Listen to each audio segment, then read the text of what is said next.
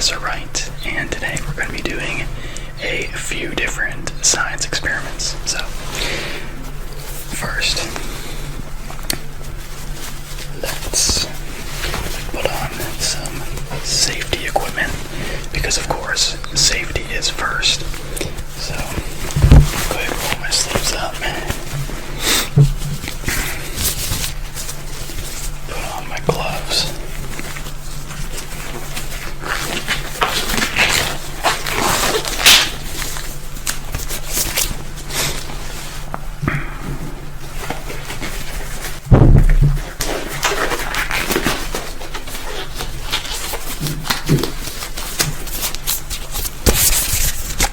Alright, and let's get some eye protection on there too. Perfect. Okay, so like I was saying, we have actually four different science experiments that we're doing today. So first, we are going to be using a balloon. So I already blew it up, and there are two different experiments that we'll be doing with this balloon. The first is a test on sound waves. So when I tap the microphone like this, or I can do it really softly like that, you can barely hear it like that, but when I use this balloon, put it right up next to the microphone, and I'm going to tap just as softly as that second time. So ready?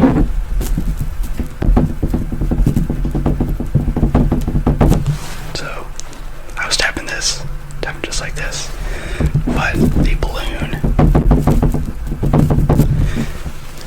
it kind of acts like a speaker. It amplifies the sound, and the reason behind that is because after blowing the air into the balloon, the actual balloon, the rubber, wants to go back to its original form. So it's squeezing as hard as it can to get to its original shape. And by doing that, it's squishing all of the air particles inside. And because of all the air particles are now squished together, it's a lot more dense. That means any sound that goes through it goes through a lot easier. So if anyone has told you in outer space you can't hear any sound because there's no air particles in the air, so the air particles cannot carry any of the sound waves. But for this balloon, since it's all really compressed, it's a lot more dense, so the sound waves can actually flow much more easier. Okay, the next one, with the balloon, we are going to be stabbing it with a needle. So let me get my needle out.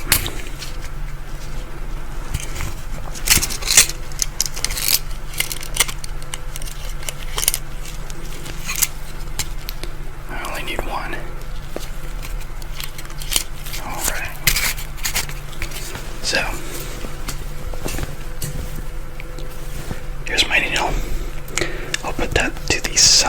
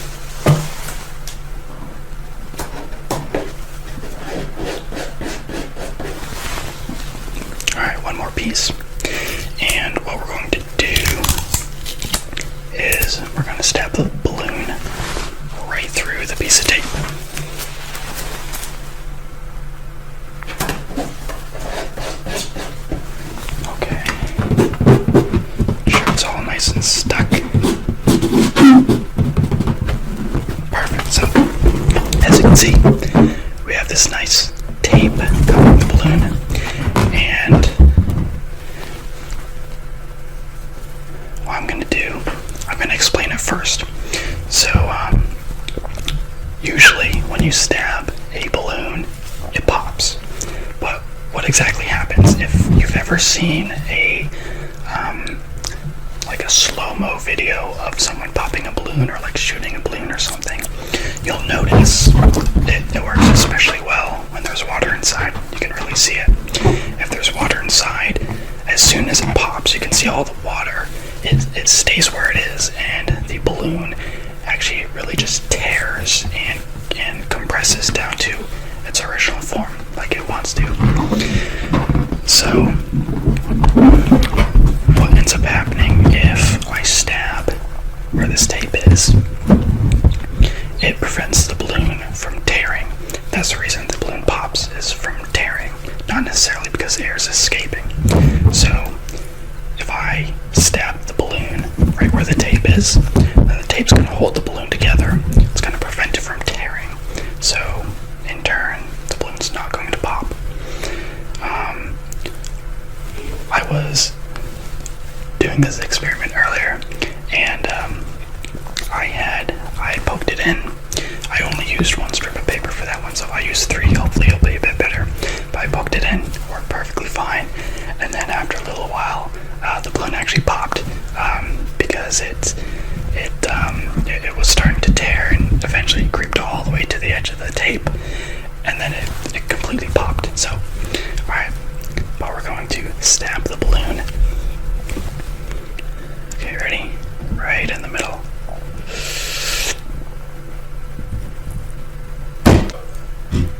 There we go. Alright. Look at that. So, I have successfully stabbed a balloon with a needle, and it has not popped. Just like I was saying. But, so that this doesn't surprise us in the future, I'm going to go ahead and completely deflate the balloon. We'll take the needle out, and you might be able to hear it. There's some air that's leaking out, so we're just going to let that continue to leak out until the balloon has completely deflated. So again, we're not surprised by any random popping. Okay, so I'll put that over to the side. Now, so that was 2 experiments. First one was experimenting on sound waves, and the second one was experimenting on the tearing of the balloon. So next, we are going to do some moving art. So as I get this ready, what I want you to do is just take a look right down here. As you can see here, I have a nice ceramic bowl, and I will be using a dry erase marker and some water. So with this experiment, I'm going to be drawing a little stick figure with the dry erase marker, and then we're going to be making so that he can move around inside of the bowl. So let me draw a little stick figure. I'll do it upside down so you can see him. Alright, let's see. Do a nice little head and a body, some arms, and some legs. And just to help reinforce him, I'm gonna kind of go over him a little bit more. Make sure there's some more dry erase marker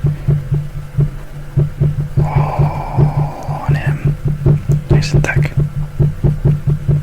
Okay, so we'll let that dry for a minute, and what I'm going to do is I'm going to pour some water into the bowl, and you'll be able to see the little stick figure start to move around and whatnot. And so what's happening here is the dry erase marker, it's composed of different materials and chemicals than a normal Sharpie would. So if you try to do this with a Sharpie, it's not going to work. It'll either dissolve into the water, or it's just going to stay on the bowl. But with a dry erase marker, it's hydrophobic, so it doesn't dissolve in the water when I pour the water in, and it's also lighter than the water, so the little stick figure is going to raise to the top of the water, and it's going to float on top. Okay, so we're just going to pour some water in there. Just a little bit. You can see him start to move a little bit already. So, as we move the water around, his legs flew off. Alright, well, as you can see, his legs are now dancing around. Doesn't seem like the rest of his body wants to move, though.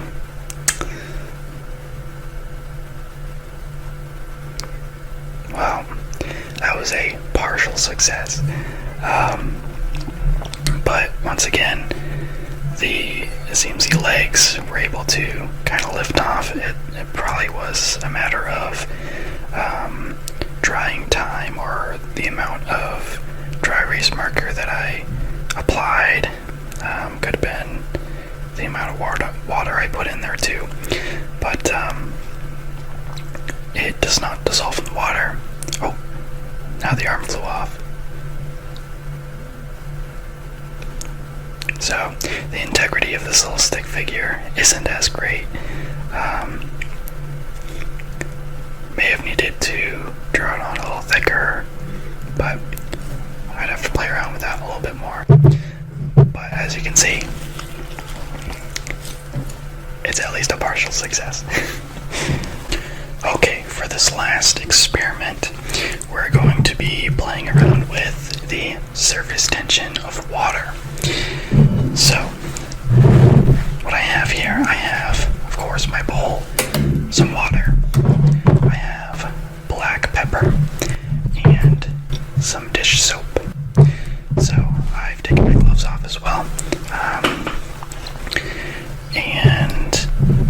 Okay, so I'm going to fill the bowl up with some water.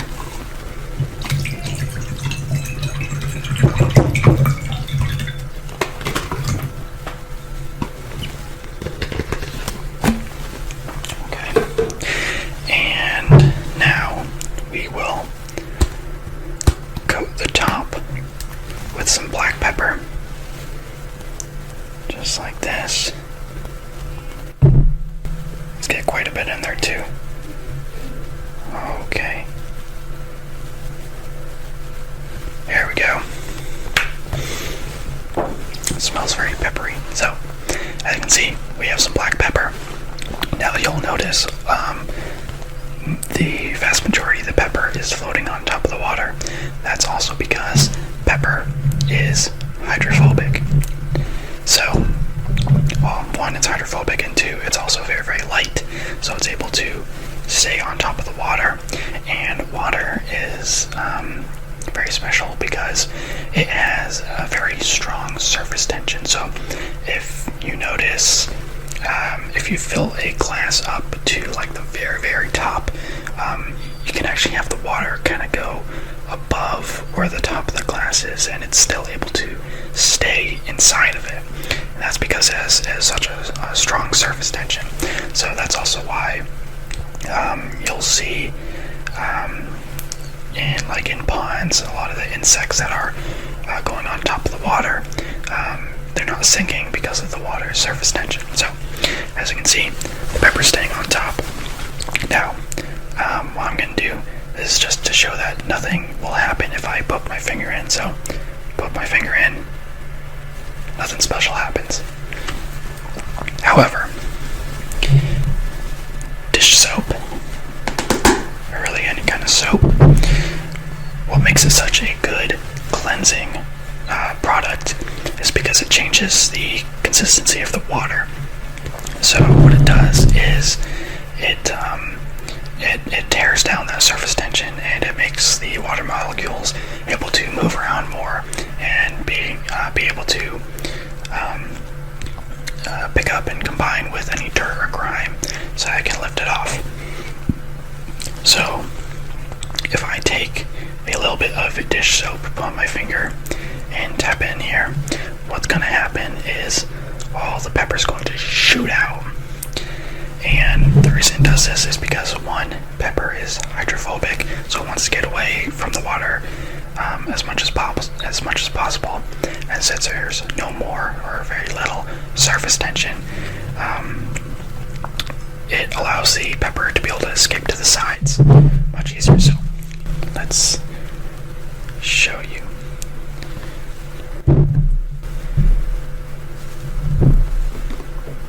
Alright, a little bit of dish soap. And ready? Watch closely.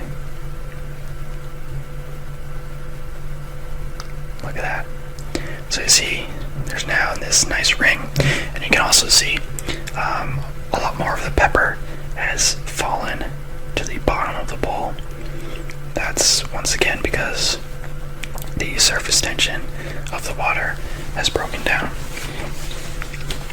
So that is it for that experiment. So we can go ahead and put this setup away. Okay, so those were the 4 different science experiments I went through. The first one, using the balloon, playing with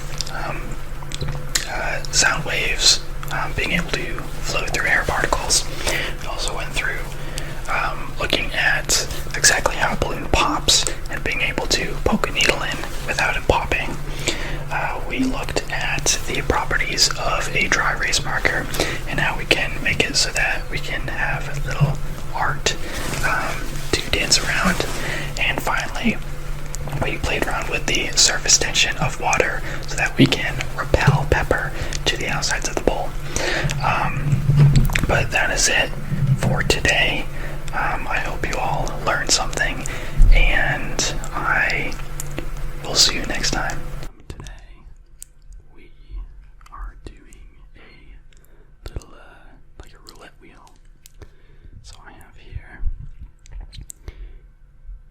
a wheel has 8 different triggers on there. So as you can see, there's skin sounds, small brushes, feathers, clothespins, scissors, brushing, scratching, and gloves. So those are the 8 different ones, and I just want to make sure you could see as it spins. But yeah, so 8 different triggers. We'll see. Well, I'll probably only spend maybe, I don't know, a minute or 2 per trigger. Yeah, so let's see how it goes. Let's get started. So feel free to sit back and relax. Alright, here's the first one. There we go.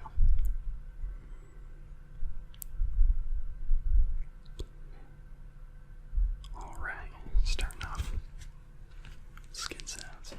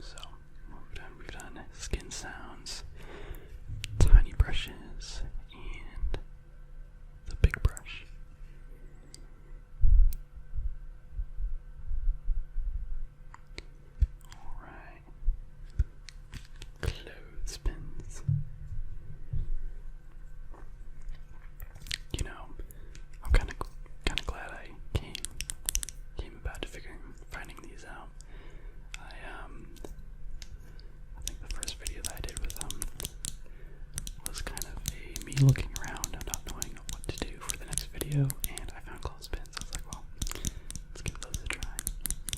But it seemed to work pretty well.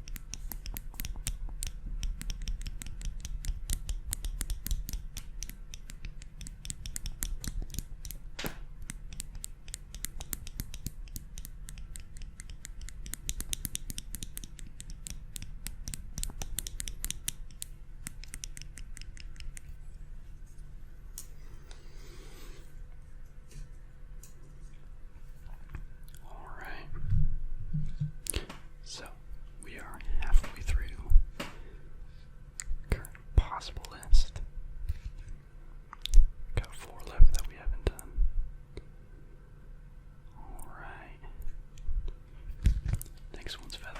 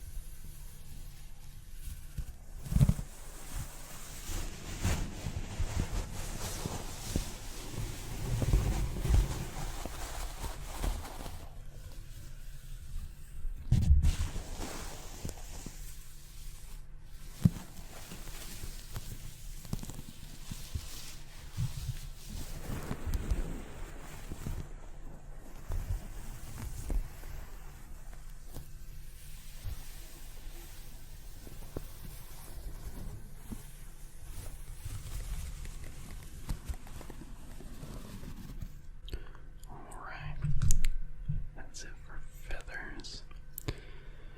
3 left. I wonder if things programmed to go through all the selections first before it does double. That's looking like it so far. Alright, next one's scissors. We don't got much left. Scissors, gloves, and scratching, I think.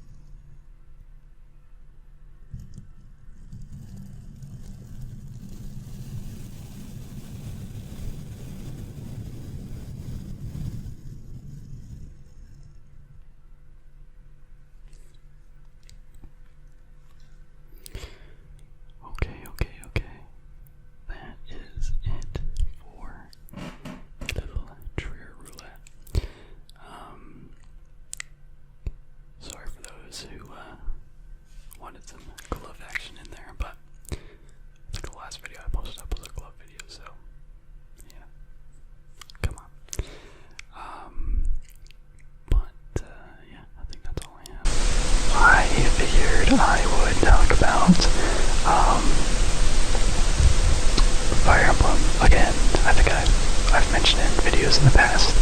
But the Three Houses game that came out, I guess it was a little while ago. I beat, or I went through the Black Eagles storyline, and then I stopped. So I just kind of I did that. I had every intention on going back and doing the other two paths with Golden Deer and Blue Lions. It's just I think I got caught up in something else. Maybe I found some anime that I wanted to watch more or something, but finally started getting back into it. So I decided for this route to go with the Golden Deer, and it's going pretty good. I'm still at the monastery. So for those who don't know, it's like you at the monastery for I think like half the game, and there's like a time leap. So I'm still before the time leap. I'm still very, very early into this route. I think the Black Eagles I put in like, I don't know, it was probably like 50 hours of playtime or something like that. Although at the beginning of it, I tended to, I guess like look at all the dialogue and look at all the cutscenes and stuff. So I think this time around I can skip a lot of it, so it might go a little bit quicker. But I'll do that. After that, I'll probably do the Blue Lions, and then I also found out there's new content for it. So there's like, I think they call it like a side story, but they have. I haven't really even looked into it that much, but it looked like there was at least like another 4 characters, maybe like another, I don't know, like another team or something that you can play as or meet up with. Again, I have no idea what it's about, but I know there's new characters and some new maps and stuff like that, so I think that'll be pretty cool to try out. And aside from that, they put in a little bit more content into the original storyline. So actually, I think they added, I don't know if this is part of the New Game Plus or if it's just in general, but they added Anna to play as her. She's been known to be I think she's like a traveling merchant or something like that. But usually in the game, she's the person who like buys and sells stuff from you. And then you've been able to play her in the past. I think usually I can't remember. I think she's been a dancer before, maybe like a mercenary too, maybe. But I think she's had some different roles in the past.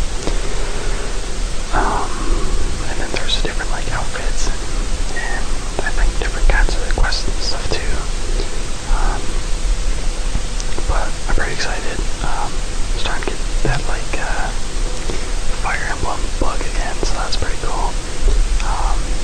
Don't know if once I finish the Golden Deer storyline, if I'll still be motivated enough to jump right into the Blue Lions, but I guess worst case scenario, it'll probably just be another like few months or so before I'm like, I'm ready. Let's do the Blue Lions.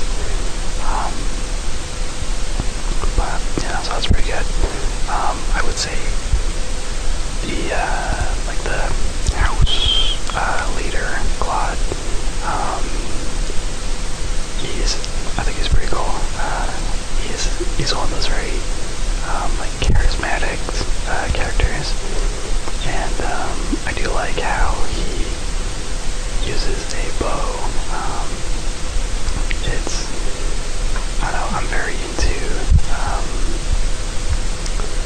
well, I say this, I haven't really done it that much, but I like the idea of having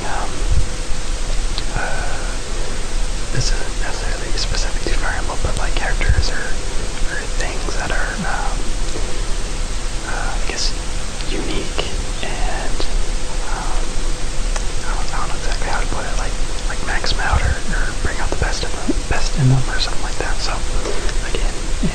odd situation, like you would have a like archer kind of running around the front lines, like, doing stuff like that. Usually they're in the back, use it a lot more for, or like strategically, put it behind like some sort of like tank or power horse or something like that.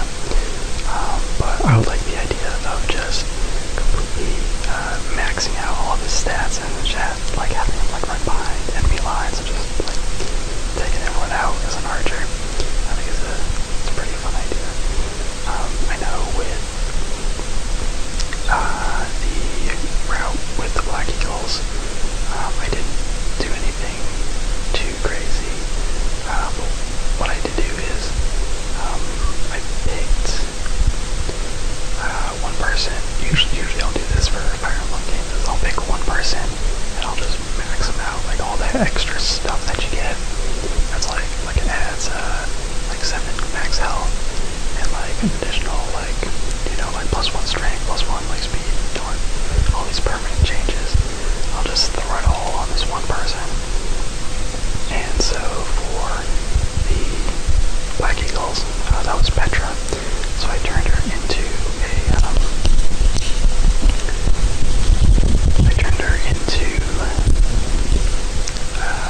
I forget the exact class title, but it's like a Pegasus Rider, Pegasus Knight, or something like that.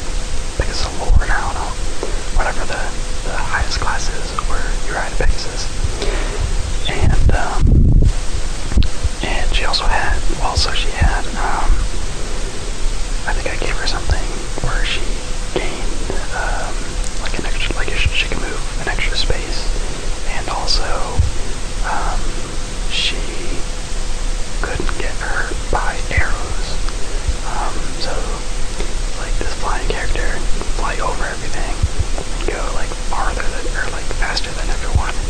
And like the one weakness that she should have, she doesn't have. So it's just a complete tank, a flying tank. So it's pretty cool. I don't know. I mean, right now, like I really like the idea of having like flying characters, just because it's so convenient. Like if you have like a Pegasus or whatever character on one side of the map and someone's in trouble on the other side of the map, you just kind of quickly move them over there and help them out. So as of now, I've just kind of thought about doing what was it? I think I can't remember her name. She's in the Golden Deer. She has like pink hair. I think it's Hilda, maybe. I think I was gonna have her be like a Wyvern rider. I was considering maxing her out. I don't know. And then I wanted to have Marianne as a Pegasus rider, so I'd have 2 flying people. But yeah, I don't know. I want to try and change it up a little bit. Just not exactly sure how yet, but we'll see. But yeah, I think, like I said before, I'm not too far into it. It still feels incredibly easy, I guess. Like, I don't know. I know for the Black Eagles route, in general, it felt very, very easy. I don't think, so, and for those who don't know, for 3 houses, they have a new mechanic. It allows you to pretty much, like, kind of like backstep, so, turn time back a certain number of moves or rounds. And you're limited to how many times you can use it. But you get so many times, and it's not like you're gonna mess up that many. Well, you shouldn't need to mess up that many times. So I don't remember using it that much, maybe like a few times.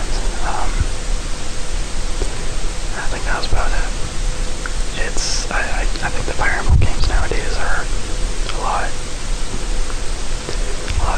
easier, I guess. I don't know if I want to say more fun too, but I really like the aspect of the older ones, where and I think they give you a choice too.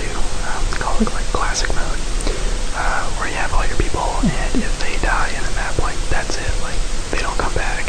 Like even if you beat that level, kind of move on. Like you don't get that person back. So I thought it was really cool because it made each person a lot more special, and you had to think harder about what you're gonna have to do. So like nobody dies, or if someone's gonna die, maybe like someone doesn't matter that much. So it's a lot different. It's a lot harder, and I think just the general difficulty was harder in the older games too. But I mean, it's still very, very fun, and I think again, I think they do give you a choice if you want to do the classic or the new version. I gripe and complain, but I still tend to do the newer one. So even if they die, they can come back. But I don't know. Actually, I don't know if they do that for Three Houses, or at least maybe not in the first half, because I feel like if one of the students died, I mean they would have to bring them back. So I don't know. I forget. I'll have to look again. But it was different. Still very fun.